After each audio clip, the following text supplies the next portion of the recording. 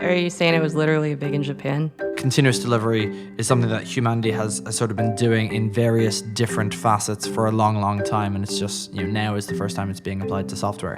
Software isn't shit anymore. Paul, there goes our clean rating. We never had a clean rating. The dirty builds just add up. Hi, I'm Paul Bigger, founder of Circle CI.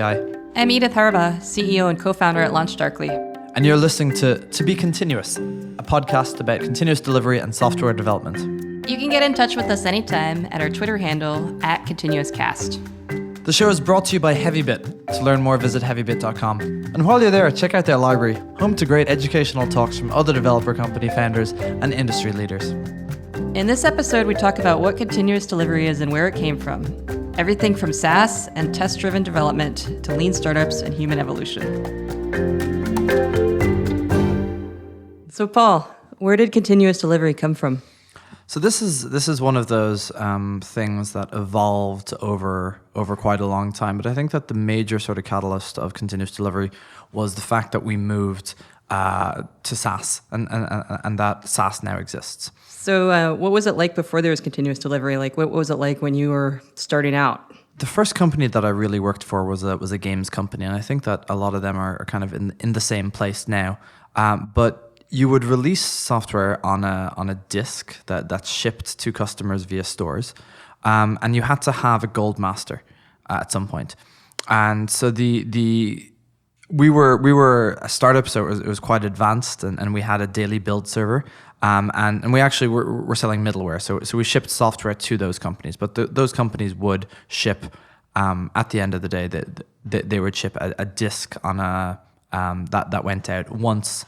And there was no updates at the time. It was 2003, 2004, something like that. So there wasn't any way to automatically update on customers' PlayStation 2s, I guess. Unlike even games now have a little bit of continuous delivery, but back then you got your chance to ship it, and that was it. Yeah, I just had a brutal flashback to one of my first summer jobs, which was installing Windows 3.1. And this is back when it was a set of 35 disks. So my job as a summer intern was to go to every computer in the office and just literally sit there, disk in, disk out, disk in, disk out. And if something went wrong in the install, I had to start over at the beginning. And, so it was like a 2-hour long process just to get everybody up to 3.1. So in those days, there was no chance of a fix pack. Everybody was going to be, I think everybody's going to be on this version until probably they got another sucker summer intern in there. And so if you imagine people and their people installing even modern or relatively recent version of Windows where you have to think about the Service Pack 1 or Service Pack 2 or what level are you patched to, that was basically the old way of doing software. And the first step the first time that I remember realizing that there was a different way to do it was in a Joel on Software blog post where he talked about Fog Creek and how fog bugs had moved to being in the cloud, and one of the major things that they could do is that there was a bug, they could fix it, and in the cloud it would be fixed. Yeah, I mean, so I think it's good though to realize that the reason why there was so much emphasis back then on making sure that a build was correct was because there was such heartache and pain if it was wrong. Yeah, it made sense to hold up the release for new features or for something like that if it was promised to a customer, because there was no alternative. It would be 3 or 6 or 12 months later when they got the next opportunity to go out. And I think frankly building software in the cloud and having the possibility of doing a release at any time you like has actually just completely revolutionized how people make software. I completely agree. I mean, to go back to the old days, all the emphasis was on extremely high quality and extremely stable. Right. Because you basically had one chance. You were lobbying this thing out into the world. And even things where they had quarterly release cycles or something like that, it felt a lot like one chance. So I worked at Mozilla, and I was there on the switch from Firefox 3 to Firefox 4. And Firefox 4 took 18 months to come out. And there was things that were ready to be released the first week of that release cycle. And that had to be held up for all these unrelated releases. I think there was problems with the JavaScript engine, and there was memory bloat and that sort of thing that kept pushing it back. And Firefox, during the process during the time that I was there, switched its process, and it switched to what they call a release train model, where basically they ship a new version every 6 weeks, and it doesn't matter what's shipped or what's not shipped. They'll hold it up for total like life or build breaking. It just doesn't work at all. But basically everything else would make it go out, and the cadence and the velocity that they're able to get since that happened has been massive. Yeah, I mean, so that was the first evolution. Was it? It used to be let's try to cram everything in, and then you'd get this vicious cycle where it's like, well, let's just put this one more thing in, and then you'd have to add on the QA time. Right. So that was the other reasons why releases would take so long, is you had so much QA. Interesting. Like I talked yesterday to a guy who had worked at Microsoft, and he said, quality things had to be rock solid for Microsoft. Going back to my disk example. Right. And these are people who have like unit testing, like automated tests as part of their builds. But even beyond that, you have to have a person actually try it, and then you have to actually go out and try it on all these different systems. On all the different systems, right. So one of the things that made it possible for the browsers to do to move to the release train model is that they had the alpha channel and the canary channel or whatever it is they called it. In Firefox, it's the Aurora channel. That's the super. Actually, that's not even the super beta stuff. They even have a nightly channel. So they have like 1 million people using the nightly, and that tells them whether things are broken and how they are in fact in production. And I guess it's kind of the first evolution of feature flags. Yeah. I mean, so let's talk about that for a second. I mean, right. We probably need to. Aren't we going to define things in this one? Yes, this is the definitional episode, Paul. Right. Let's start with what's a feature flag, because I think we've already talked about 6 things that we haven't defined. But what's a feature flag? A feature flag is basically the ability to, I'd say, hide code, but yet have it public. So it used to be that everything that's shipped was visible. So a feature flag is just basically an if-then that wraps a piece of code and says it might be shipped, but nobody could see it until the software team, decide that it's visible. Right, and so some examples of that could be in a browser that you change a preference, and the preference is use the new version of this. Or another example might be in that a feature goes out in like Facebook that's shown to 1% of customers in Northern California who are in this demographic. Yeah, and it's very liberating. So the very liberating thing about a feature flag is that if something's not working, you don't have to do a redeploy. Right. Like that so to go back to the old dark days where you had all these disks out in the world, right. A feature flag is useless. Because you're going to ship all these disks out to people and they're going to install it. A feature flag is useful when people are consuming stuff as SaaS. Mm-hmm. The way that I think about a feature flag is that it separates the act of shipping code from the act of actually turning on that code. Yeah, deployment from rollout. Right. Yeah, so it's deployed, it's available, but it's not visible. Right. So now that we know what they are, what were we actually talking about? We're working our way through the evolution of software. So we'd gotten up to release trains. Right. And you should talk a little bit about how continuous integration fits into that. So continuous integration, I guess to define it, it's basically the act of having an automated build server that runs every day or at some sort of cadence and tests that your software works. So Circle CI, my company, makes continuous integration as a service, and what happens there is whenever you push to GitHub, we'll automatically check your code out, we'll build it, we'll run your tests on it, and we can also deploy it to your customers, which is called continuous deployment or continuous delivery, depending on your on exactly how you think about the world. And you make this seem so simple, but it's really revolutionary.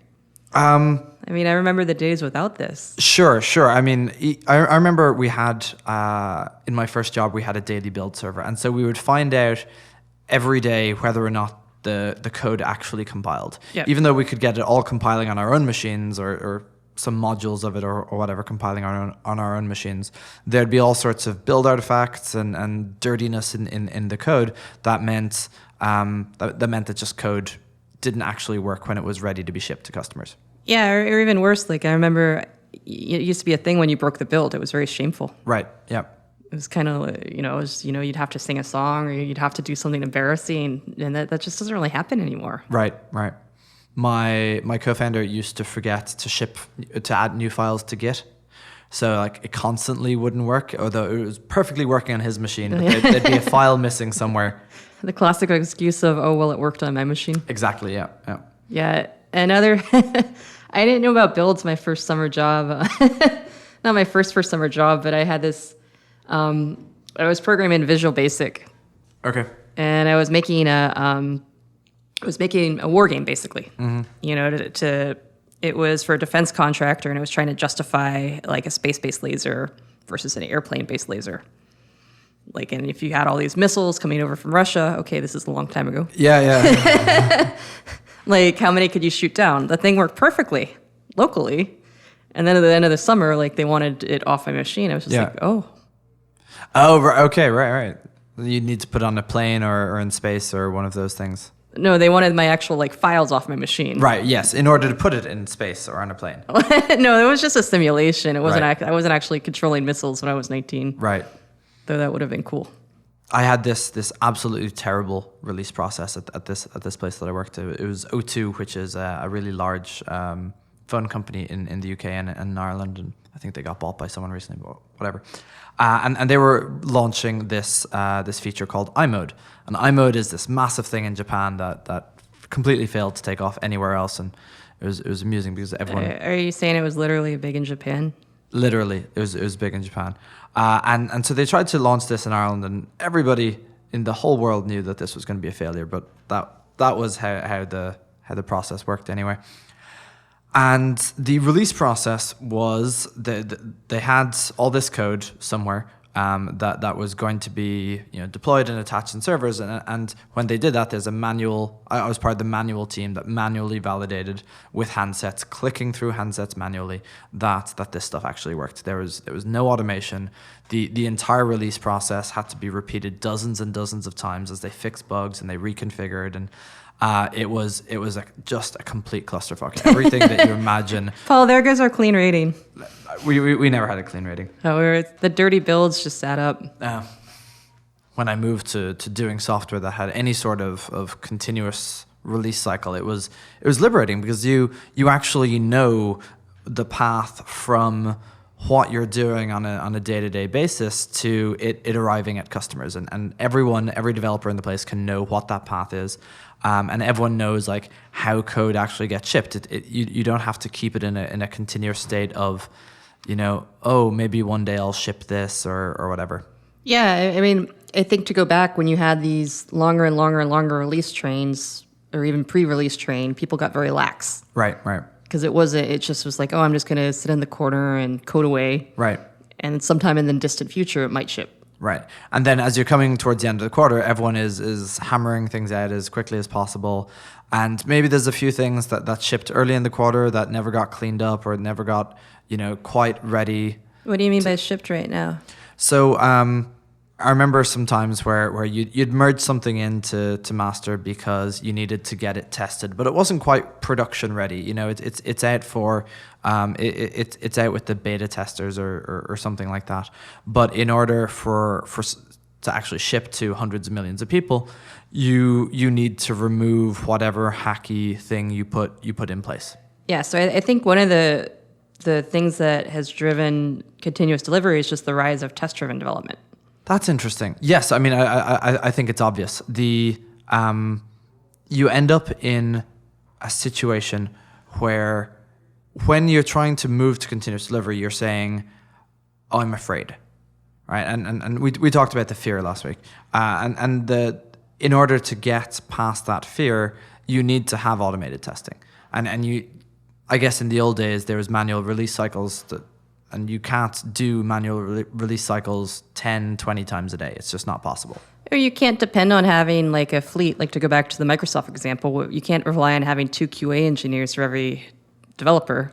Right. Who will, you just fling out code and they'll find everything.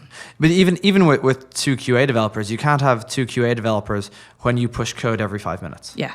They'll never keep up. Exactly, yeah. And then they'll never identify the change that actually caused the bug and so on.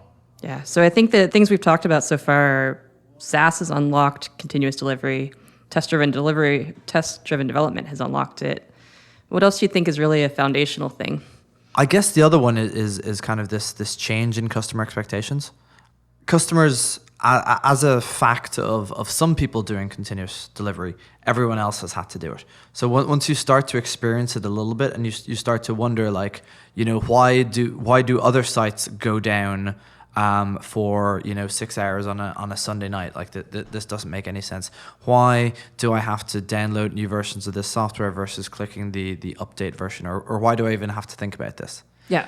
And I think for the installable software market or the desktop software market, Chrome was that sort of killer app that everyone realized that this has completely changed the game. Yeah, it's completely changed the game. I mean, you don't have to. I think even now asking people to download like a plugin seems too onerous. Like right. Yeah. They don't want to do it. They just want stuff to work. So I mean, it's almost tied to a conversion funnel. If you expect people to install 31 disks to upgrade to the latest version of Windows, people are just not going to do it. You're not going to achieve the conversion rate that you're expecting. And there's too many alternatives to your app that are out there. Yeah, it's interesting. So Sean Burns, who's a LaunchDarkly advisor, he wants to stream everything, including his OS. He wants to stream his OS? Yeah. Yeah, that makes sense. Containers, something there. Containers. Right. So we were talking about continuous integration. We were talking about feature flags. What else is in this sort of space of continuous delivery or important things? The belief that users always know best. Interesting. So it ties to sort of product management and validation and all that kind of ecosystem. I think there's been a steady realization that you as a company can have theories and users have facts. Right. So you basically have to put out software. You have to continuously deliver software to even have any idea if it's a thing that users want. Yeah, and I think this ties really into lean. Right. So the whole idea of less waste. Right. It used to be, you would make a massive release, and I'd say Windows 95 was huge. Yeah. They actually had like a theme song for it. Yeah, no, I remember. It was Start Me Up or something. There we go. Yeah, and then that gave summer employment to interns for years because they had to install all those damn disks. I think with Lean, there's this idea that, I don't know everything, and instead I'm going to break stuff down into little chunks and deliver those out and get feedback. Right. Is that a cause or an effect of continuous delivery? I think it's a flywheel. What does that mean? I think knowing that you can get feedback faster makes you want to get feedback faster. Right, okay. I think there used to be this idea that, a product manager or CEO was a god or goddess and they knew everything and then the world was just waiting for them. Yeah. And I think more it's, as a product person, you try your best and you put something out and then you see if people like it. So I think for anyone who's built any sort of lean startup or lean product or something along those lines, there is a sort of careful line between we know best and user feedback. And, famously, there's the kind of Apple Google distinction of Apple is just like, great designers and they tell the world what they want, and Google, A/B tests the color blue 43 times or whatever they did there. But I think for most startups, you kind of have to tread this line very carefully of knowing what you want to ship and knowing like how you're going to change the world versus actually getting that feedback and actually seeing if in the real world people actually respond to it. I think that goes back to you have to have a theory.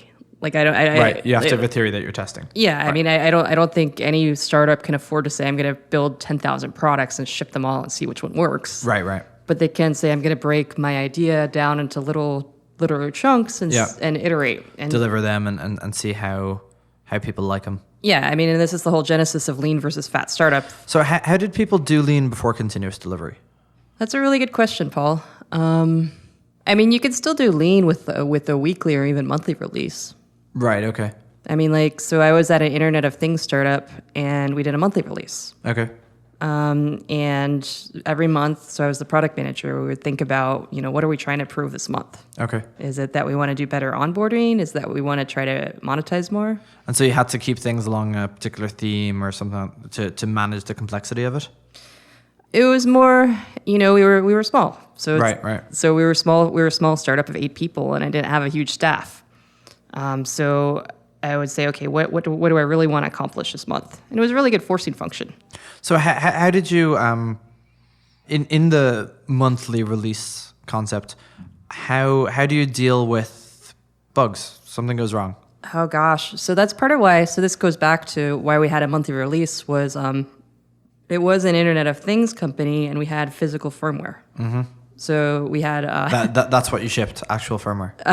we had firmware, we had middleware, and we had software. So I'll tell you what it was. It was a Fitbit for plants. So it's basically a sensor that you put in a plant, and it will tell you if it's getting enough light, is it getting enough water. This seems like one of the sort of the tropes that people make in like the like it's a Fitbit for plants, it's an Airbnb for dogs. We were before there was Fitbit, because when Fitbit came along, I was like, oh, that's cool. Now we could have done this for humans. I was like, now people understand what we do, and it was actually one of the things that made me happiest about my Fitbit for Plants company, which called Easy Bloom, as I was describing it to Oren Teach, who sits next to me. And I had this persona that, gadget guys in San Francisco would love this.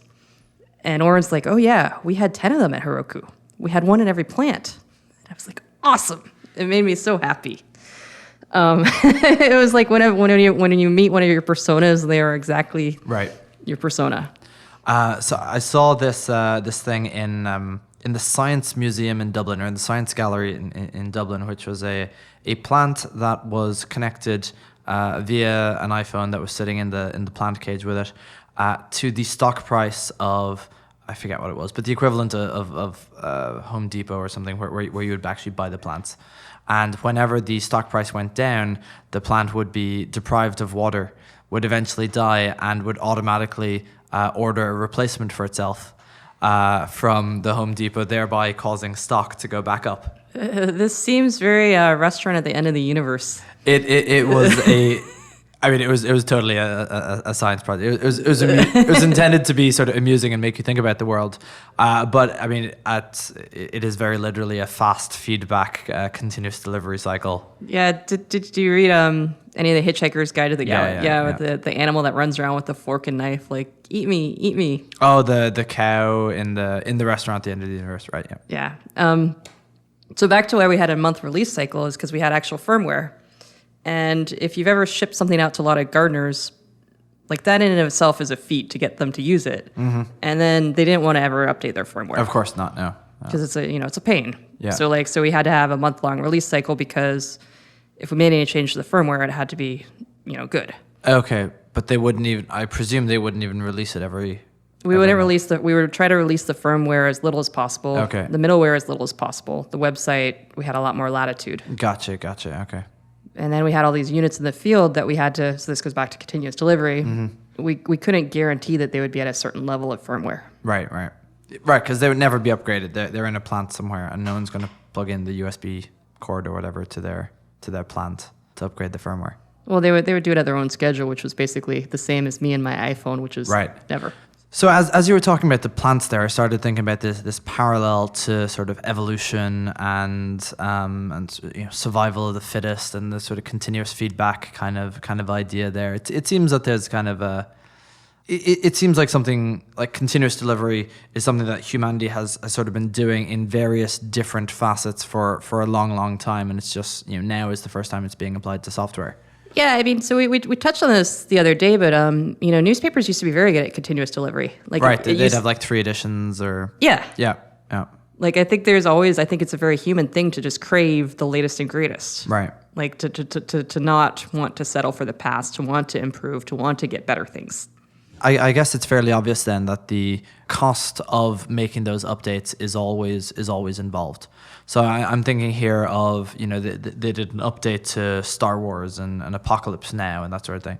And they did those updates 20 years later, because doing an update of a movie or of an album or something like that is a very, very expensive thing. And you only want to do it for, something that is so massively successful, or there's some kind of update for it.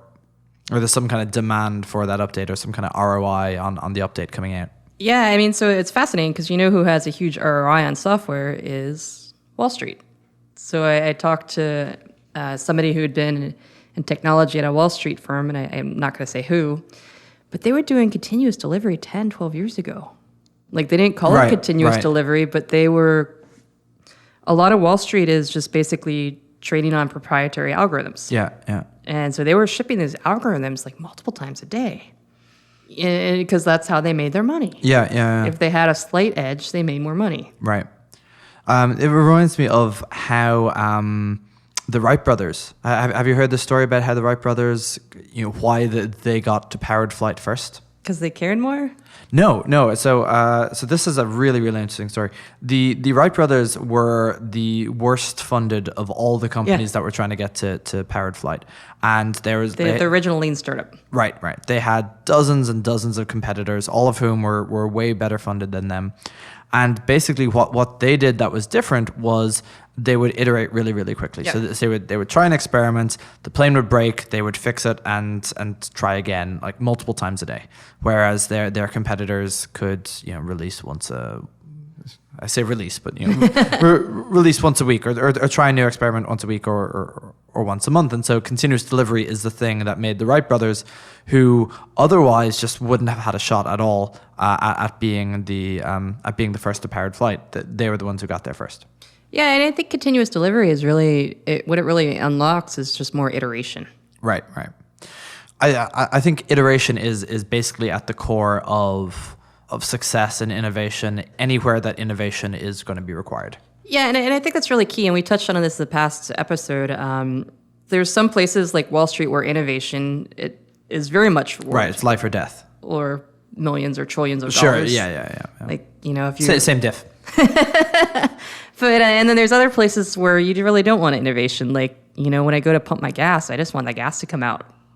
I'm not sure I agree with this. Oh, wait. Yeah, so those gas machines or the things that you put your credit card in or whatever, they're just about the worst UX I've ever seen. So if they had, some sort of rapid iteration or if they gave a shit about customer experience. But why should they care? Like nobody's going to go to a gas station because they have a slightly nicer pump. Like your thing is all about incentives, but are you really going to say I'm going to go a mile out of my way because like the UX is better when I get my gas out? No. I think you're totally right. I don't think that there's a sort of a cost benefit analysis would reveal that there's a benefit here, but it would be better if they actually iterated on that software. Well, so going back to the financial services firm I was talking about, he also said that they had like insane memory leaks. Okay. And so he tried to fix the memory leaks, and his boss is like, "Well, nobody cares. Right. Like, we're not going to make any more money if we, fix memory. Yeah. Yeah, and he's like, we restart the servers every weekend. Yeah. Works fine. Yeah. And he's like, and his boss is like, it's not going to make us any more money.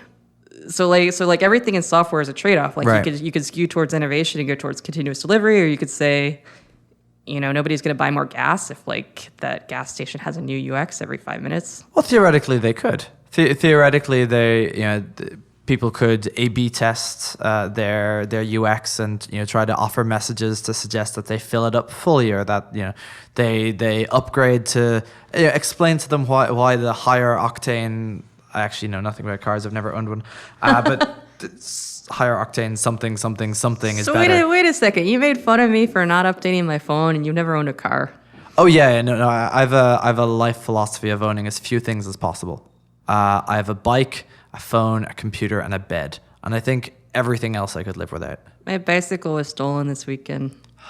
I feel your pain. I told myself that bicycle are cattle, not pets. I lost a couple of bikes, and I love those bikes. Cattle, not pets, but I still miss that bike. So cattle, not pets is something that comes up in the distributed systems context quite a lot.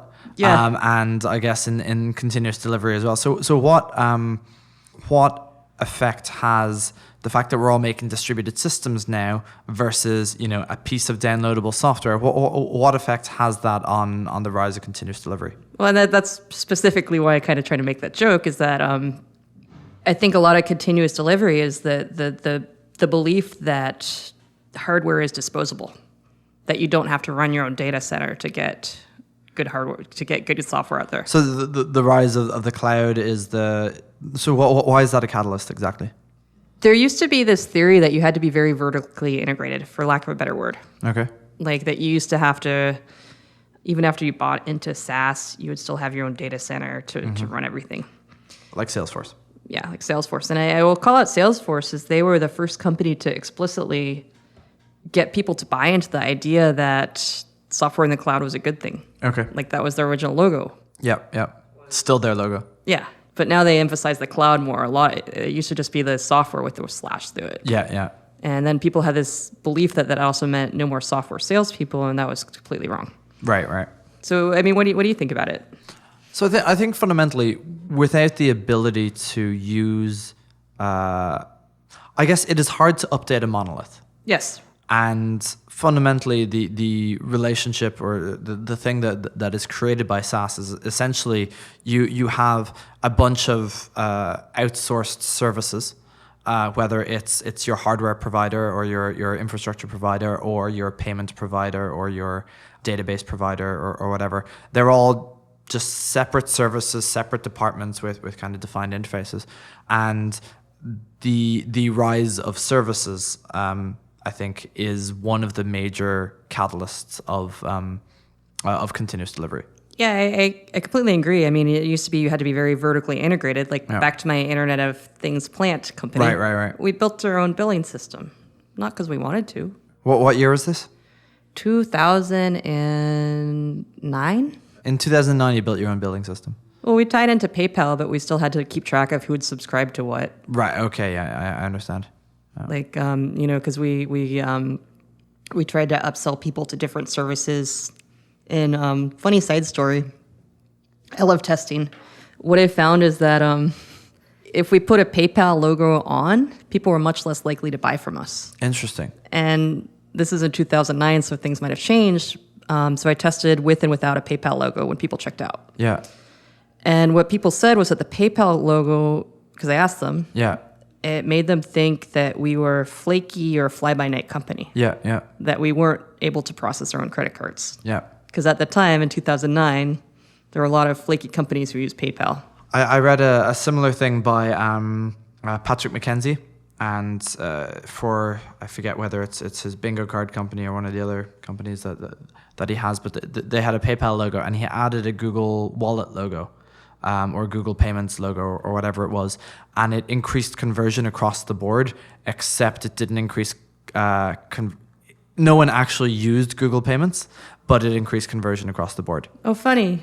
Even amongst the PayPal users, because it made them feel like this is a real company that has like multiple different payment options, and one of them is by Google, not just like shitty old PayPal. Yeah, at the time, and no offense to PayPal, at the time, though, it was seen as the refuge of people who couldn't get a merchant account. Yeah, I mean that's how I view it now. If I go to a site that only has PayPal, like they could have integrated Stripe in 20 minutes. Like why are they using PayPal? Yeah, Stripe is the best. We use it at Launch Darkly, and it's one of those things where it used to be you had to build so much to just build anything. Right. Like just to build a very simple feature, you had to build all this infrastructure, like you said before about having to build your own build system. It seems like there's a connection there between now that all these services exist that you can use. There's now actually time to focus on what the user cares about and giving a really good user experience and A/B testing the onboarding flow. Whereas, before, if you had to keep the machines up and you had to build your billing and you had to make sure that the money was still coming in and all that sort of thing, you didn't really have time to put, or at least it became outrageously more expensive to put time into the actual user experience. Yeah, it used to be just you had so much to do just to do anything. One of the things that has marked this era of enterprise software is that software isn't shit anymore. There goes our clean rating for sure. The enterprise software used to be sold top down, and the users never got to play with it before it got installed, and it was always just like complete shit. And there's this movement called consumerization of the enterprise. That was the whole premise of TripIt. Right. Yeah, Concur acquired us for 120 million because they're like, well, these people are selling bottoms up. Right. And people actually care. These people actually care about the quality of the software. Yeah, I mean at TripIt. So I was product director at TripIt. Mm-hmm. People would say, "I love TripIt." And not, I presume, concur. Not so much, no. Not unless you were the CFO, Right, right. because that was their buyer persona, was the CFO. Gotcha.